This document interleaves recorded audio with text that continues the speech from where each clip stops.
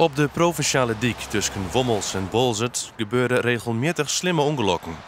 Het is zelfs zo slim dat ouders haar net alleen nog de dik oestekken litten. Pas als ze een jaar of 12 zijn, dan vertrouw ik wel toe. Maar tot die tijd nee, dan gaat ze niet alleen de weg oversteken. Nee. Bij ongelukken op de Westergowei binnen de oren jaren 2 deren en zo'n verwonden vallen. De provincie wil al jaren wat onder de onveilige situatie dwan en wil de cruisings aanpassen. De omlissende dwarpen binnen de bliert mij, want ik zei vinden dat het zo net langer kan. Als we dus zorgen van het aantal dierenongelukken, dan ben de laatste hier een stuk of 3, 4.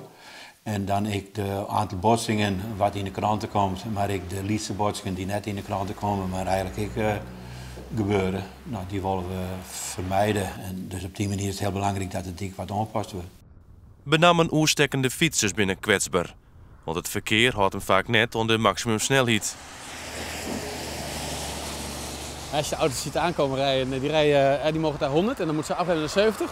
Maar dat doet bijna niemand. Dus als je gewoon naar de fietsers kijkt die hier over moeten steken, die moeten daar wachten. En die moeten van deze kant gaan kijken, die moeten van de overkant kijken en die moeten daar vandaan kijken. De provincie had een plan klaar voor de onlist van grote viaducten om de cruisings op die wijze veiliger te maken. Maar een werkgroep uit het Warpen zocht graag dat de Westergowei verdiepen online wordt. Dan gaat de provinciale weg zomaar onderdoor. Ja? En dan komt deze weg, die gaat op Maaiveld, blijft er overheen gaan. Dan kunnen de fietsers hier gewoon mooi overheen. En de rest van het verkeer gaat er mooi onderdoor. Ja. De provincie hier het eerst oors in de holle, maar is nou best wel blij met de inbreng van de werkgroep. Dit is duidelijk wat die omjouwing wil. Dus dat de N359 de dik zelfs verdiept, onleest, aligned wordt. En net de op- en outritten, dat die op hicht, op Maaiveld hicht te blauwen. Dat is in wezen het spiegelbeeld van het provinciale plan dat ontnauwta op tafel lag. Dit zal technisch terugrekkenen worden matten. Ik ben wel heel blij dat er mensen binnen die letterlijk hun eigen tekeningen op een heel kwalitatief goed niveau maken. Dus ik ga er zeker mee aan de gang.